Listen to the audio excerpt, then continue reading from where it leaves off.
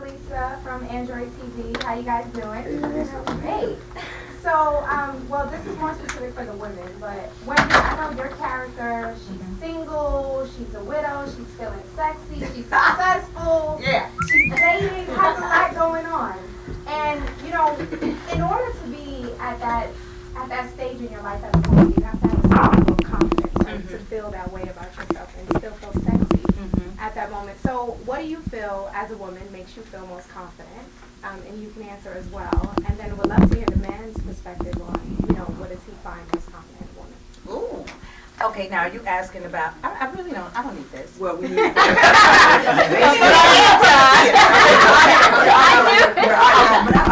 Okay, exactly. Okay, now are you asking, Wendy, or are you asking me for Loretta? Oh, I'm asking, let's do both. Can we do both? Can I hear for Wendy what makes you confident and then as Loretta? Wow. For Wendy, you know what's so funny? I feel like I've played all these strong women, you know what I mean? Because Wendy is really a little puppy on the inside. Oh. And, you know, confidence for me is just believing in myself and God and just use me as a vessel. Because if I can be as transparent as I can possibly be, I'm not, you know, I got insecurity issues. You know, it's like, this takes a lot of work for me. You know, I don't like, I hide behind characters, you know.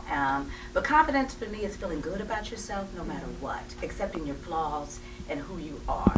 Now for Loretta, she's a total antithesis, you know what I mean? Her confidence comes in, I think she kind of lives vicariously through her grandbaby, her glam baby, as well as my daughter. And I'm trying to, you know, I'm in denial about my age, I'm in denial about my lifestyle, you know, I'm getting the booty injections, I'm trying to be current and present and all of that. So she's the total opposite in trying to find herself and still be relevant. You know, but she's a powerful woman. She's confident, and I think she lives and owns her sexy, and it's an interesting balance for me, for Wendy. Yeah. I feel like I just overshared. Okay. Did I just overshare? Okay, next question? Because I thought she asked it for this young lady. Yes, but no, for she Kyndall wants too. it to Kyndall as well. Well,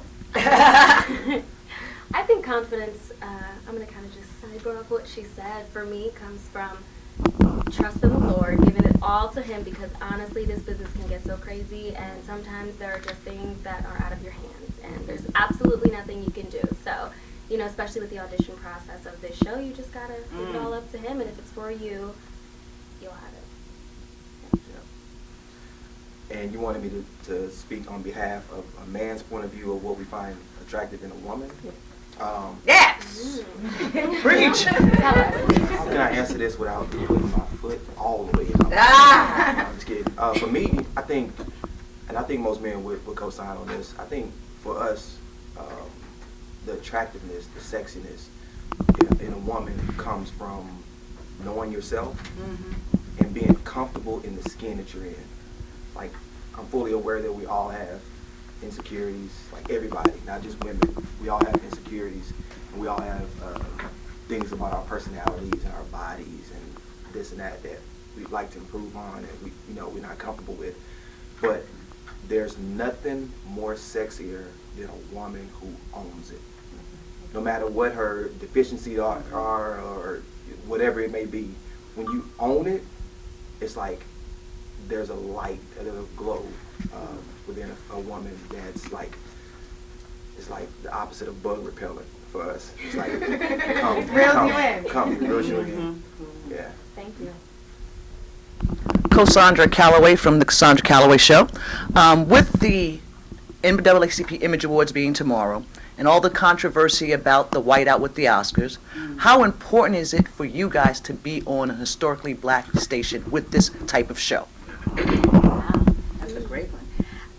I mean, it's humbling for me, not only as a nominee, but being able to present.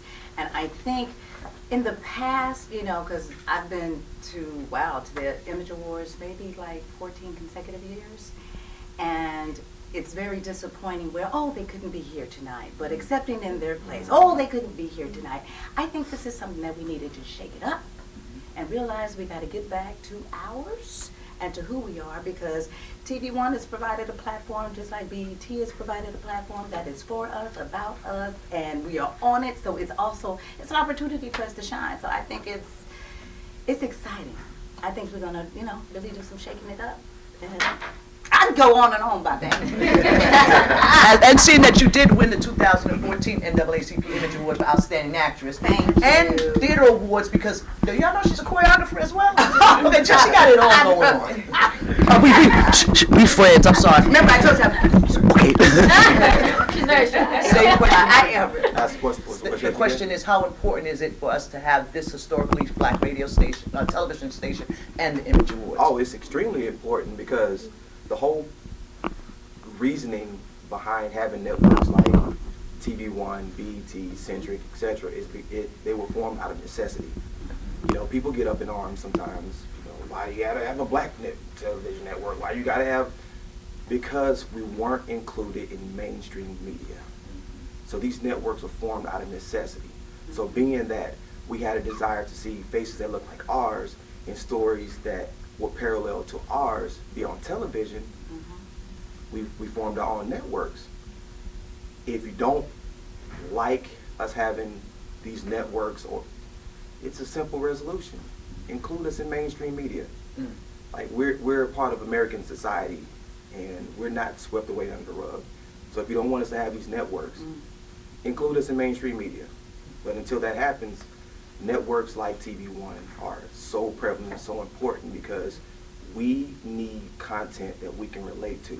We can't always turn it on some of the other networks and relate to the content, relate to the material, relate to the faces, relate to the jokes. But when it comes to BT, Cedric, and TV One networks like that, like this is what we relate to. So, and I agree with what Wendy said. When you're honored enough to be recognized by these networks, I think we as entertainers can do a little bit better job of making sure that we, to a certain extent, drop everything and make sure you're at least present. I agree. Okay. Well, I agree with that. I'm a firm believer in events that are for us and by us. And I think it's so important, just as a young African-American woman, I need to see these examples, and I need to see these nominations and see an example of us succeeding. And we can do it, and just because, maybe it hasn't been done on another network doesn't mean that we can't have a soloed out event just for us. But that being said, if I got an Oscar, I wouldn't take it back. How about that? Thank you. How about that? Thank you. Kelly? Hi, I'm Kelly Brew. Hi, Kelly. KellyBrew.com. So first I would like to commend you all for doing the show. I myself am a teen mom, was a teen mom, so I totally can relate to the show. And I want to know, do you all have any personal stories that's related to the show, and what kind of impact do you hope the show will have on our community? Wow. What's so funny? We were just talking before we got in here, and when we posted one of the clips of the show, there's a lot of backlash. You guys promoting teenage pregnancy. It's like, no, not at all. If anything, we're bringing awareness to it, which is the only way that we can stop it. And I applaud you for doing what you do and being a teen mom. I have a best friend, actually, who had her baby at 16, and I've seen the struggles that she has gone through, but she's raised this young man who is now 37, and he's following his dream, he's living his life, and, growing up in the inner city of South Central Los Angeles, and, not, I guess, succumbing to gang violence or, drugs or jail or even death. I applaud her. It's not an easy thing, but I pull from her strength and I pull from her tenacity. It helped me a lot even with Tasha Mack, and it's helping me with Loretta on the other side, because Loretta went to college. It took her 6 years to get through, but she got an education, nothing. But we did it. Exactly. As women, and we need to see that. It's not about where you come from, it's about where you're going, and so I just live in the moment with that, but pull from that, and I know that there are a lot of women that have had children at 16, and it's not the end of the world. It's about what are you going to do with your new world and make it work. So, I can definitely relate to the premises of this show because it's pretty spot on with me. I'm the youngest of 3 kids. My mother had 3 kids by the age of 21. Mama. So she was a teenage parent. Yeah, getting it in. GetItIn.com. So my mom would have had my sister right around 16 years old. So what this show is showing is, just like Maddy in the show, LeToya Luckett's character. LeToya Luckett's character, Maddy is a highly successful lawyer. All right? My mom, teenage mother, 3 kids, single parent, did it all, did it on her own as well. Look what she produced. I'm the youngest. I have 3 college degrees, including a master's, by the age of 23. My sister has a degree in child development, has her own daycare in Houston. My brother is a CPA for the state comptroller. All this came out of a teenage pregnancy by a poor black girl from Fifth Ward, Texas. Wow. So this show should be a testament that regardless of your circumstances, if you push forward and push through it, you can overcome whatever. And we're not advocating teenage pregnancy. Not at all. We're doing the opposite. We're bringing awareness to teenage pregnancy and showing what you can do to overcome that. When you watch the show, you'll see that LeToya and I are preaching the gospel of our teenage daughter to not get pregnant, to break the generational curse. Or not even have sex. No. I'm always trying to Tested. That's grandma. I'm sorry, baby. I had to step in on the baby. How about that? Well, I definitely just want to sidebar off what Wendy said. It's not the end of the world. And I grew up with a single mother. And most of, if not almost all of my friends had kids before the age of 15.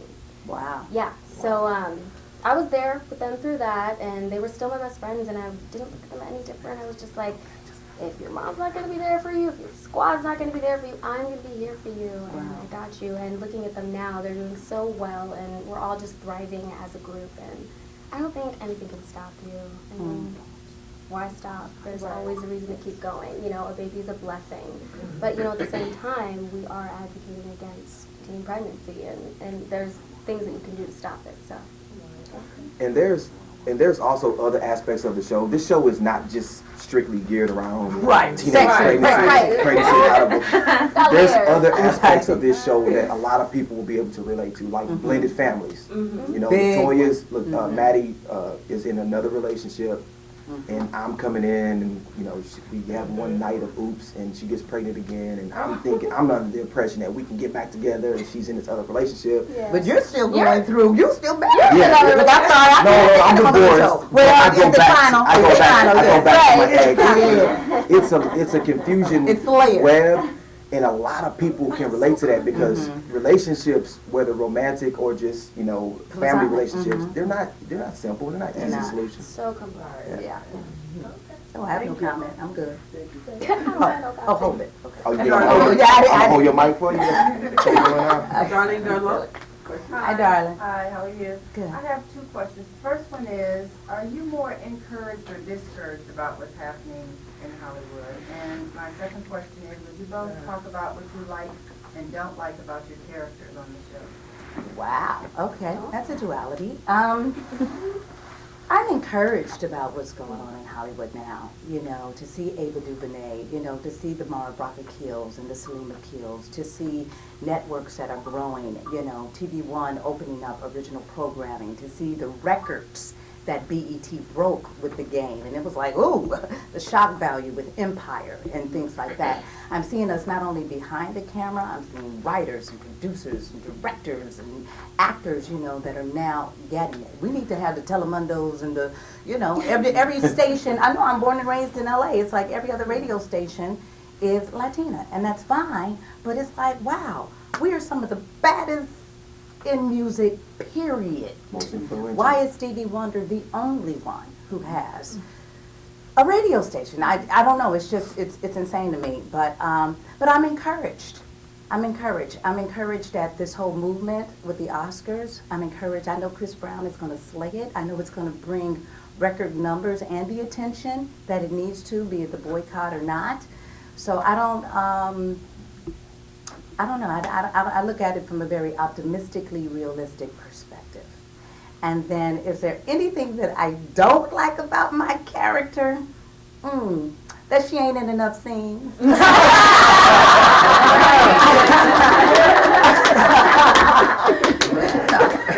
Oh man.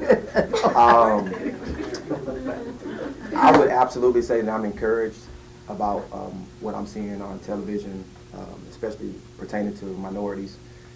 You can turn on your television set and see more of our faces that look like ours on TV now, probably more than you've ever seen before. You know, and you know, you got your Avas and you got your Shonda Rhimes. Shonda Rhimes has her own day. Yeah, right. That's her day.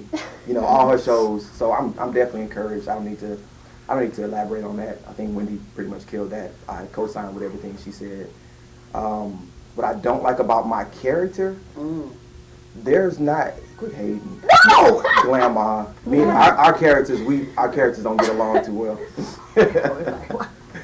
But there's not a lot that I don't like about my character. Let me tell you why. My character he was an absentee parent the first time around when he was raising Shante, and he's determined to take steps to be a full-time father for the new baby. So he identifies that he could have been there more. He was an NFL player, running the streets, doing NFL player type things. But he's so adamant and he's so excited about this new baby that it kind of compensates for all his shortcomings before, because he identifies, he's not running from it, he's not in denial, you know. So I like my character a lot. I think a lot of men, a lot of black men, especially black men who became parents at a young age, will be able to relate to him. Like the way the relationship he has with his daughter, and also the relationship he's trying to refurbish with his daughter's mother. Well, I wouldn't say. So stupid, though. I wouldn't say I'm discouraged by what's currently going on in Hollywood. I was a bit knocked down and get back up stronger. But do I not like anything about my character? I love her relationship with her father. I must say, I'm a little jealous about that. I love it. I think it's so cute that even though, you know, he wasn't there for her initially, he's making out for it in amazing ways. We went working out together, Shante and my pops. We do everything together, so we're like thick as thieves, and I appreciate that. You know, she's a very passionate character. She's 16, so she's young and naive, but once you become these characters, you don't get a chance to, you know, like or dislike. You are, you know, so I wasn't really focused on, you know, not liking anything about my character. Thank you. All right, then. Hi, my name is Ty Lee, and I work for theheadline.com. And my question for you is, what was it like working with director Eric Dean Seaton? Oh. It was great working with Eric. Eric is actually, not just because he's my fraternity brother. That's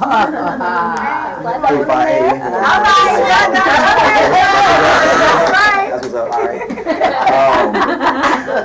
He's actually one of my favorite directors to work with thus far. I mean, I'm still relatively new in the game, but Eric has a laid-back style that's comforting on set, because things can be relatively chaotic. Relatively. Yeah, especially with it's more so in the chaos usually comes from time restraints.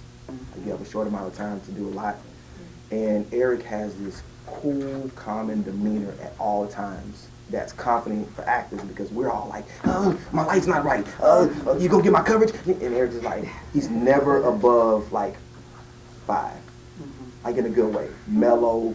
He gives you the leeway to play with your character, to develop your character to a certain extent. We didn't have to do a lot of you know,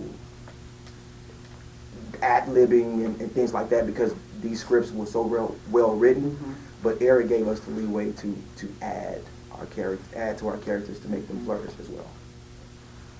I just want to concur with what he said. You know, we shot 8 episodes in almost 4 weeks, 4.5 weeks. And needless to say, you're shooting all over episode 10 or episode 8, and there's a scene from that. But he's the stabilizer. He was that common denominator that when things got frantic, he was like, okay, we're going to push through. It's good. We got it. Boom. And he knew what he wanted, and he got it.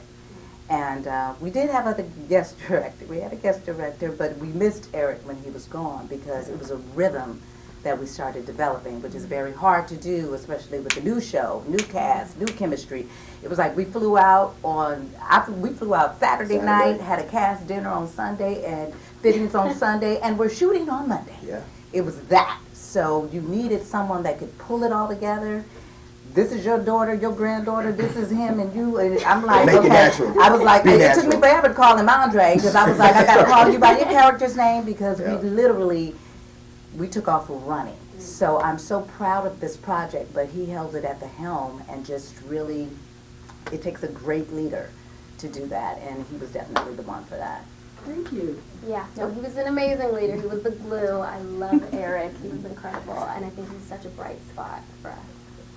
Thank you, everybody. Angelique? Angelique Perrin. I'm with nationally syndicated radio show Cafe Mocha Radio. There's actually a book out right now about a generational curse of women who are all single, can't find husbands. Do you think that perhaps there is a curse with black female women in the family, or do you think maybe it's a cultural or social thing when it comes to men, marriage, and that sort of thing? Now, Loretta's a widow. I had a honey. I had a great man, and he passed, that's mentioned. I think it depends on the woman, and I don't even want to say black women necessarily. You know what I mean? It's just, marriage ain't no joke. It's a lot of work, and that's on both sides. But is it a curse? I think it is what it is, and it takes a lot of damn work to make it right and to make it happen. And chemistry is very, very important. And you have family, then you got kids, you have all of those elements, and then you have life on top of it. So I don't know. Can you help me with this one? Let me help you with it. Okay, Let help me me with this. see if I can help you with it. I personally don't think it's a curse, and I don't think it's cultural either. I did a case study in grad school one time. That's 3 degrees. That's whatever. And the case study showed that across the board, whatever the ethnicity, the culture, whatever environment you grew up in, kids, we'll start with kids. Kids tend to equal their parents' accomplishments. Whether it be education, whether it be career-wise, whether it be whatever, kids tend to equal their parents, and it's like it's like an 89% rate. So basically that translates to, if you had kids at a young age, unless you do what we're doing in this show, making an assertive effort to break that, chances are your kid is actually going to have kids at a very young age. If you go to college, chances are your kids are going to go to college. If you just complete high school level education and you're fine with that and you move on, chances are your kids are going to mimic exactly what you do in your life. So I don't think it's really a generational curse. I don't think it's a cultural thing, because it's pretty consistent across the board. 89%. I told him, I knew he could help me. Isn't that something? But I had a feeling he could help. And that's interesting. Whatever. Oh, it is. It's true. It's the truth. That was very good. Case study. Next. Hey everybody, how y'all doing? Hi. I want to start off by saying hi to Wendy. Hi, baby. I met you at Robbie Reed's party one time. He told me I act like Brandy. Oh. I was like, oh my God. It was just too much. That's so funny. But anyway, my name's Ruby. I'm with West Poppin'. That's my mama name. And what's my mama name? My mama name Ruby. And that's my birthstone. Okay, well, I digress. This seems organic already. Right.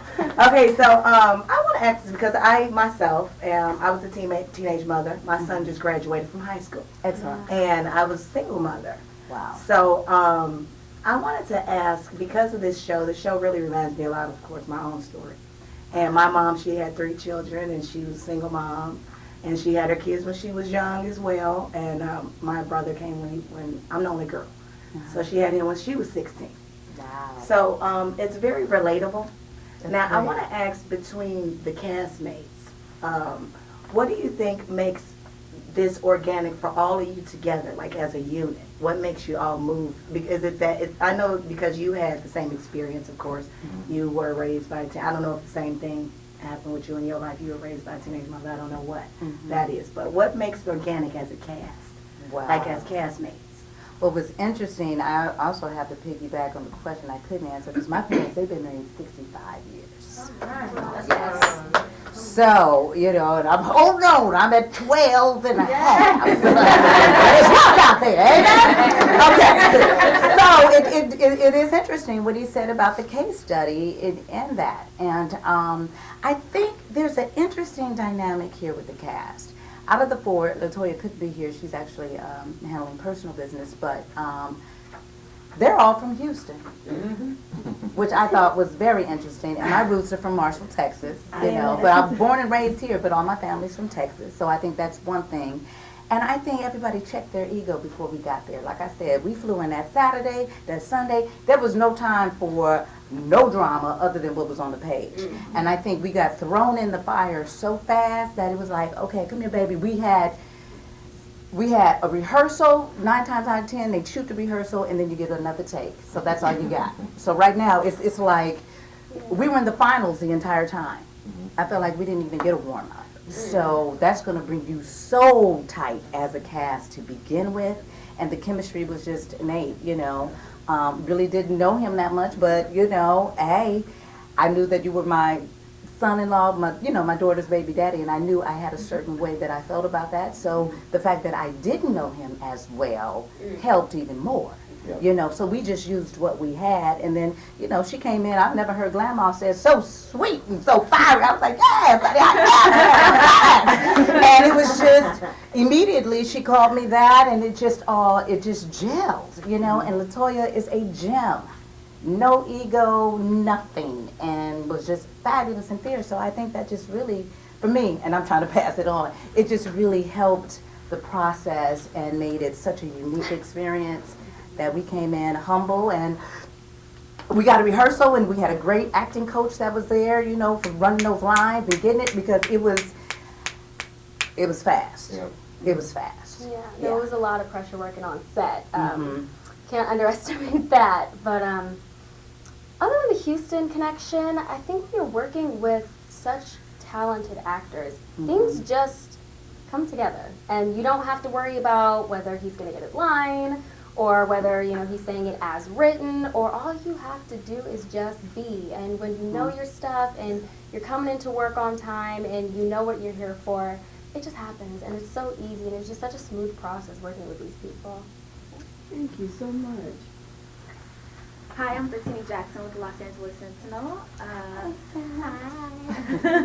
I have a question for you, Kyndall. Can you tell us a little bit more about the Walker Woman's Curse and what you're doing to combat that in your role as a teenager? And then I have a question for you also, Victor. In my role as Shante as a Yes. teenager? Yes. Okay, because I'm like, I'm 20. Well, I definitely believe in the generational curses. I think, with drugs, they can be involved in it, but they can be rebuked in the name of Jesus. So I think they can be stopped and they can be blocked, and you just have to be proactive with it. And I think by creating a show like this, that's the initiative we're taking, is to be proactive and take awareness and just build it because all of my friends are teenage pregnancies. I'm like, now you guys have a show to look at. I mean, you didn't have back then, but you do now. And for your baby and your baby's baby, this is really going to help. So I think, and just as Shante, as a 16-year-old, I mean, she's not having sex. So she's not really contributing. She better not be having sex. Daddy. She's a smart girl, and she's got the fear of God instilled. So she's not having sex, so she's really not contributing to anything like that. She's got her parents badgering her and down her throat every second about, don't kiss the boy, don't even look at a boy, let me see your phone, is he texting you?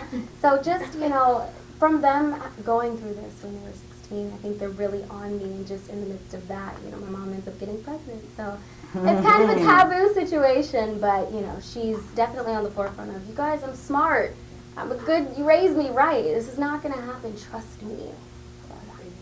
There's one scene I just thought about when you said that, and this will kind of piggyback off what Wendy said earlier about us getting slight backlash because people not fully understanding what the show is about based off the little 15-second clip that they saw on Instagram. There's one scene where when we reveal that that Maddy is pregnant, where Shante lectures us. She sits us down and she's fussing at us, and we're literally sitting there like kids. So initially we take it because we understand that she's venting, she's just getting it off her chest. But at one point she, and not to give away the storylines, but at one point she's like, well, why can't I have sex? Look at you, you're pregnant. And Victor steps up and says, but we grown. Right. So that's the type of chastising that even though we're young parents, that we still make sure that our 16-year-old daughter is reminded that she's 16 years old, and don't try to check us because we're grown people. You know, we make adult decisions and you're not an adult. So we keep it in retrospect when it comes to making sure that we treat our 16-year-old like a 16-year-old teenager.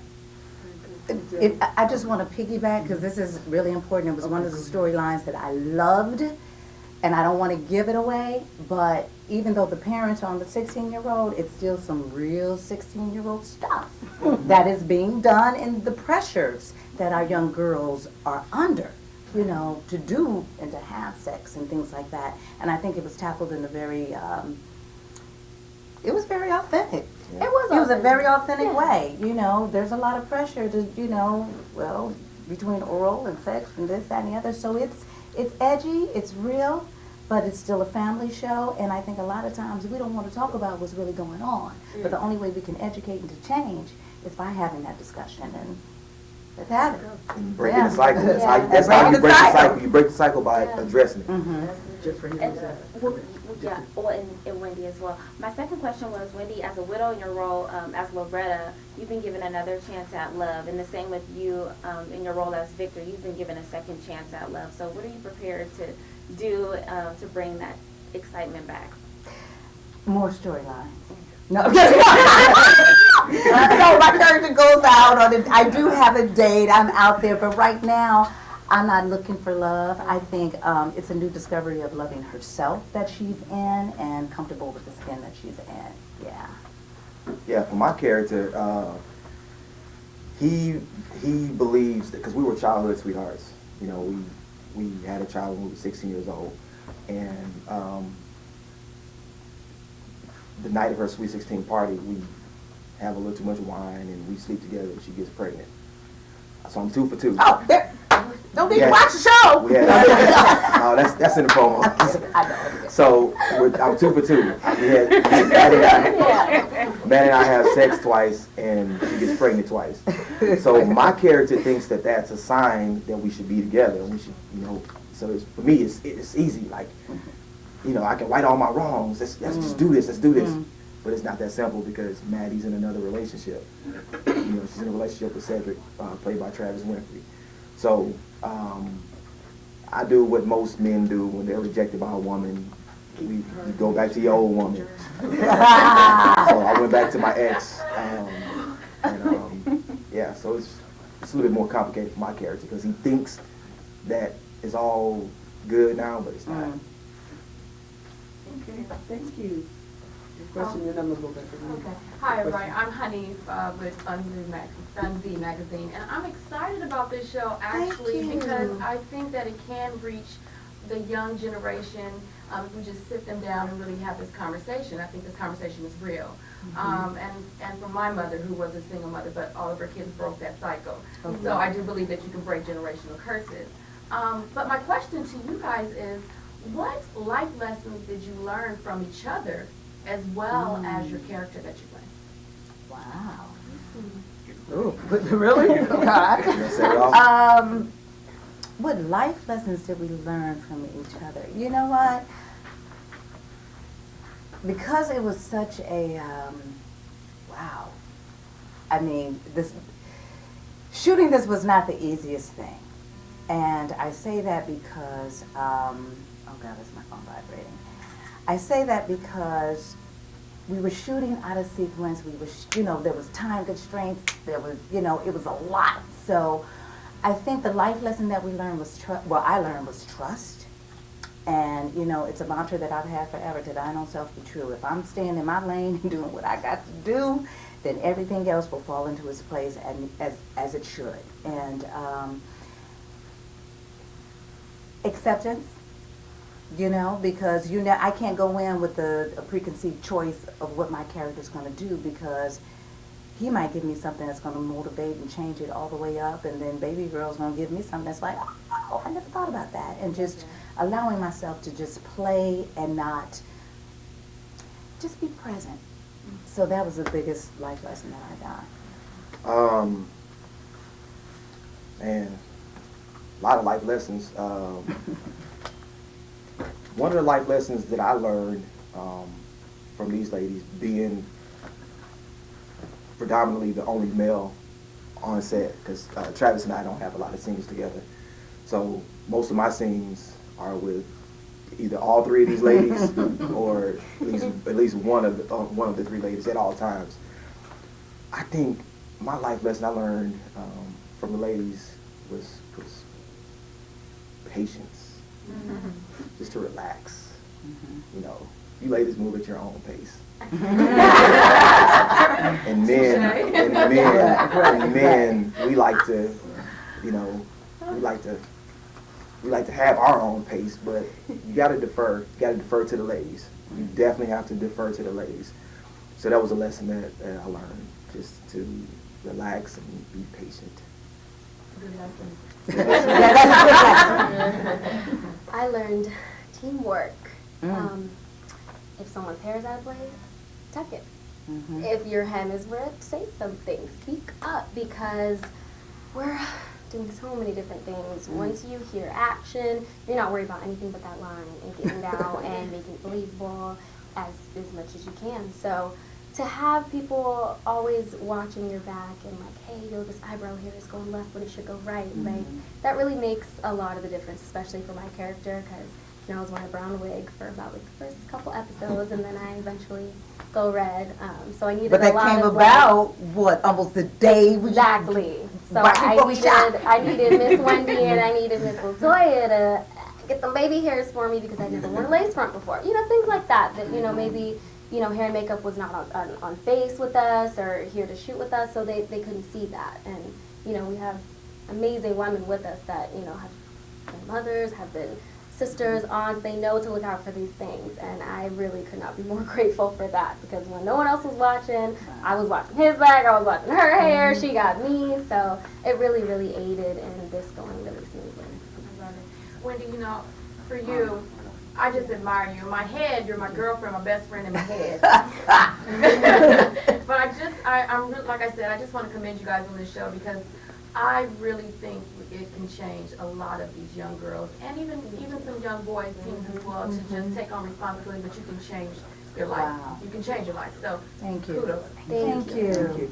So we're going to do a couple more, and then we're going to get everybody to get a shot, and do it. And if somebody has, I know you're doing a big special on it, so if somebody has something like that to ask you questions just with their own mic, we'll do that later. But we'll do that later. We'll do that. Okay. So I think right now this has been great. Hasn't it been great? I mean, I know. Does it relate to the show? Great. One more thing. Well, guys, what would you guys tell your 16-year-old self today? What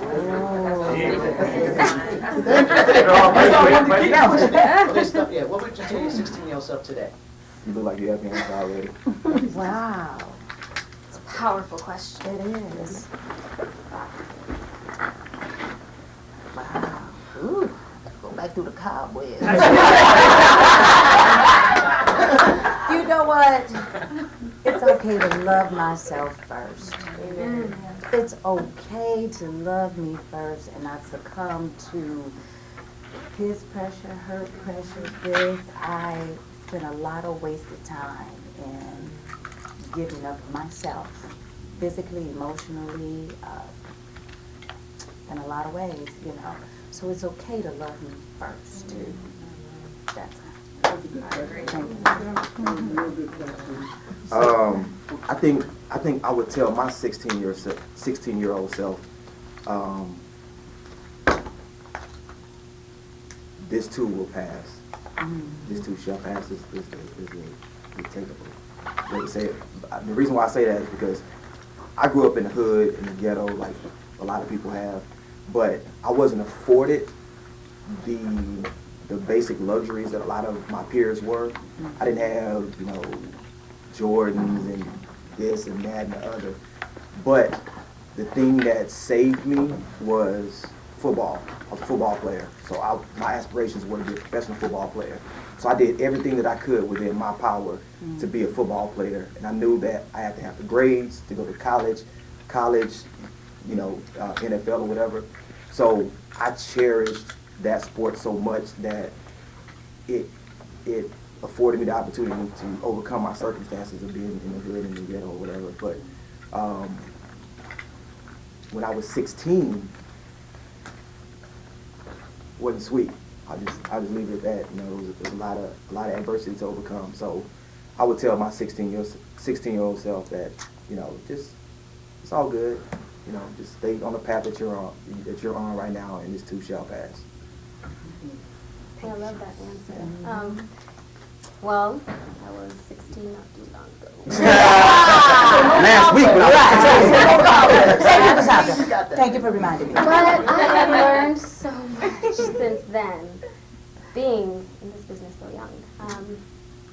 The first thing I would say is fall back, girl, calm down. Stop trying to hang out with this one and that one just to be cool and be your weird, quirky, individual self. If you have a flaw that you literally cannot stand about yourself, and every day you look in the mirror and you hate that about yourself, accentuate it. Give people a reason to hate on me. Oh well, in the end, I'm going to be so much more confident in myself and stop trying to keep up with the Joneses. Because someone in this world will love you for exactly who you are, unapologetically. So don't change for anyone. Keep your quirks, keep your kinks. It's all beautiful in the end, and it all rounds out. So I just wouldn't try so hard. Wow, I love it. That's it.